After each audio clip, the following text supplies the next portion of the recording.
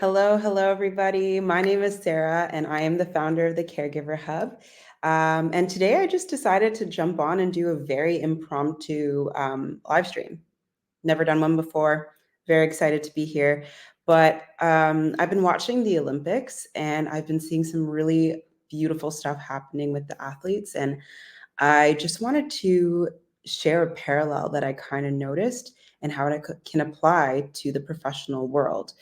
So I've been watching athletes, and I've seen a lot of athletes talking to themselves this Olympics.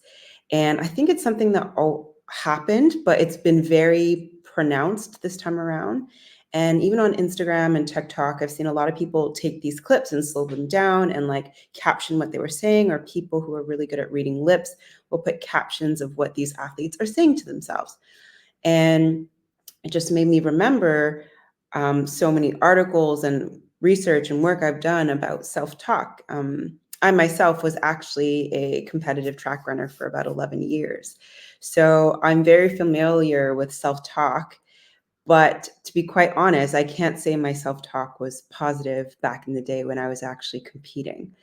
And it wasn't until I got into nursing and started doing a lot more travel nursing and working in a lot of different environments, I really had to hone in on that self talk, because when you're tossed in a new environment and you're not as comfortable with what you're being exposed to, the way you respond to those situations often is like initially a visceral, like a physical sensation, and then your thoughts, at least for me.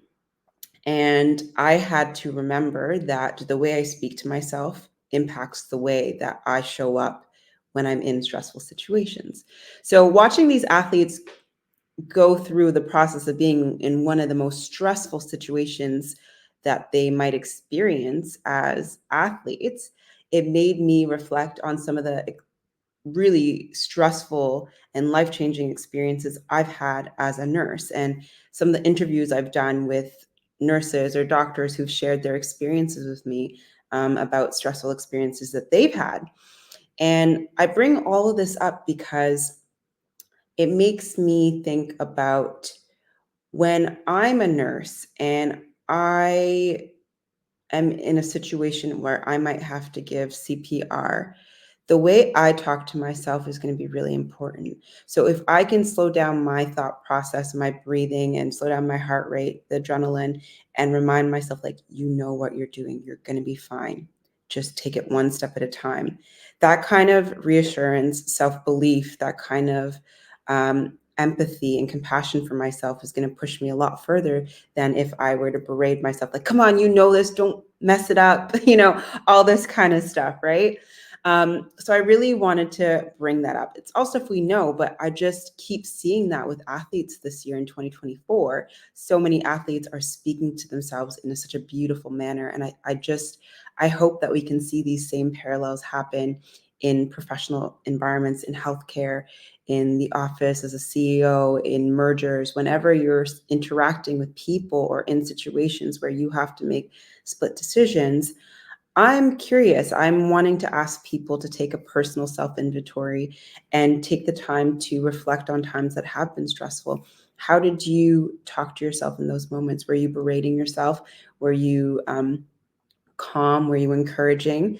And if you were any of those, how did the situation go? And based on how it went, do you think it could have been better if you had interacted with yourself in a different way? I think this personal inventory is so important because the way we interact with ourselves often unconsciously works its way into how we interact with others.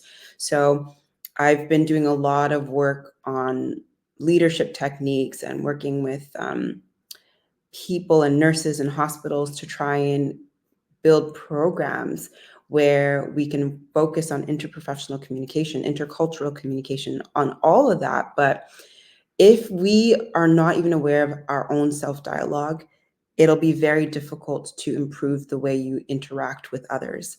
So I'd love you to take a personal inventory, and I would love you to think about a situation where you interacted with a colleague or a partner and reflect on that interaction and see if the way you reacted to them stemmed from maybe internal anxiety or the way you were speaking to yourself. I know this is a big ask, but I think it's actually very relevant, and I think it's actually a very big game changer. And, you know, there's a few techniques that I can talk about to kind of improve your self-talk. Like the first one is actually recognizing the patterns. So if you do talk to yourself negatively, it's important that you recognize that this is what's happening, right? Once you've recognized it, you can reframe those thoughts, and then you can start using little affirmations. And I know that's like a buzzword right now, affirmations, but like we don't even have to use that word. We can start using substitutes for words that might be habitual for you. So rather than, how could you do this, or that was stupid of you, or whatever, you could just say like, oh, we could have done this better. Just changing the tone, changing the way you approach what you're trying to say to yourself is um, is a game changer. It literally is a game changer. And I'll just give one more story. I remember working at one hospital where I was working with a physician, and whenever that physician would get upset, they would yell.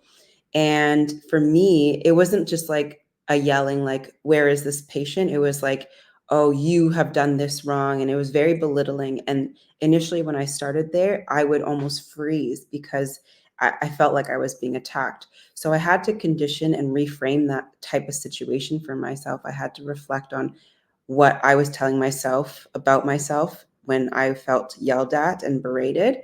And then I had to realize that the way people respond to me is not always because of exactly what I've done. There's always a way to respond to people in a more calm and regulated way. And over time, the way I spoke to myself in situations where I felt stressed or threatened became a lot more softer and gentle. And I was able to pass that knowledge on to some of my colleagues too. It's not a flip switch, but it gets better. It gets better with time. So yeah, using self-talk to navigate through stressful situations, whether you're at the Olympics or whether you're working in an office or having a dispute with a colleague or at the bedside with a patient, is going to be something to be aware of. Positive self-talk, understanding your nervous system, all things that I think are really, really important and helpful. So um, yes, I encourage you all to take this time to do an inventory of situations, reflect on how you speak to yourself. And if you are wanting to learn more about this, send me a message. I have some courses I have coming out about all of this. And there's some really great stuff coming out, guys. And I'm more than happy to do more lives, more discussions, whatever it may be. This was very impromptu, but hey, why not talk about how we talk to ourselves? I mean, why not? All right. So have an amazing rest of the day, evening, morning, wherever you are, whatever time it is. I just kept seeing this beautiful trend of athletes speaking to themselves beautifully. And I thought, no, I need to talk about this in a professional capacity, because I feel like oftentimes we're leading from a place of, um, not understanding where we are starting from at a baseline, not even thinking about what we're thinking about, right? But yeah, I'm going to leave it there before I continue to ramble. Hopefully you enjoyed this live. I would love to hear about what you have to say, and I will talk to you later. Lots of love from the Caregiver Hub. Bye.